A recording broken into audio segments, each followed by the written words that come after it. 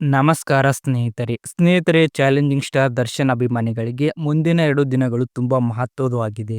ಯಾಕಂದ್ರೆ ನಾಳೆ ಅಥವಾ ನಾಡಿದ್ದು ಯಾವಾಗ ಬೇಕಾದ್ರೂ ಕೋರ್ಟ್‌ನಲ್ಲಿ ನಟ ದರ್ಶನ್ ಅವರ ಜಾಮೀನು ವಿಚಾರಣೆ ನಡೆಯುವ ಸಾಧ್ಯತೆ ಇದೆ. ಒಟ್ಟಾರೆ ಹೇಳ್ಬೇಕಂದ್ರೆ ಈ 2 ದಿನಗಳು ಡಿ ಬಾಸ್ ದರ್ಶನ್ ಅವರ ಭವಿಷ್ಯವನ್ನ ನಿರ್ಧರಿಸುವ ದಿನಗಳು ಅಂತಾನೆ ಹೇಳ್ಬೋದು. ಜಾಮೀನು ಸಿಗುತ್ತದೆಯಾ ಇಲ್ಲವಾ ಅನ್ನೋದು ಇದೇ ವೇಳೆ ಸ್ಪಷ್ಟವಾಗಲಿದೆ. ಸ್ನೇಹಿತರೆ, ನಿಮಗೆ ಗೊತ್ತೇ ಇದೆ, ಕಳೆದ ವರ್ಷ ನಟ ದರ್ಶನ್ ಅವರಿಗೆ ಸಿಕ್ಕಿದ್ದ ಜಾಮೀನು ರದ್ದಾಗಿತ್ತು. ಅವರು ಮತ್ತೆ ಬಂಧನಕ್ಕೊಳಗಾಗಿ ಜೈಲಿಗೆ ಹೋಗಬೇಕಾಯಿತು.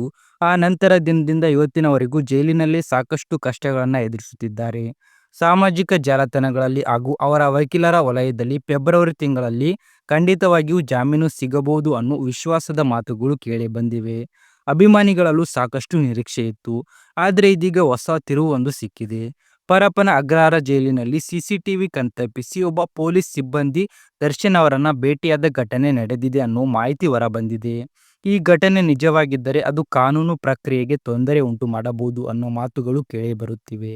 ಒಂದು ವೇಳೆ ಈ ವಿಷಯ ಸಾಬೀತಾದರೆ ಅದರಿಂದ ಜಾಮೀನು ವಿಚಾರಣೆಯ ಮೇಲೆ ಪರಿಣಾಮ ಬೀರುವ ಸಾಧ್ಯತೆ ಇದೆ ಅಂತ ಕಾನೂನು ತಜ್ಞರು ಹೇಳಿದ್ದಾರೆ.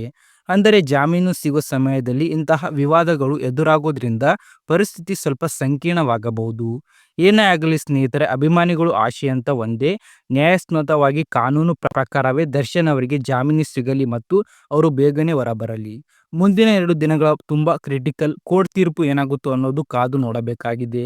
ನೀವು ಕೂಡ ಡಿ ಬಾಸ್ಗೆ ಬೆಂಬಲ ಕೊಡ್ತೀರಾ? ವಿಡಿಯೋ ಇಷ್ಟವಾದರೆ ಲೈಕ್ ಮಾಡಿ, ನಿಮ್ಮ ಅಭಿಪ್ರಾಯವನ್ನು ಕಮೆಂಟ್ ಬಾಕ್ಸಲ್ಲಿ ತಪ್ಪದೇ ತಿಳಿಸಿ.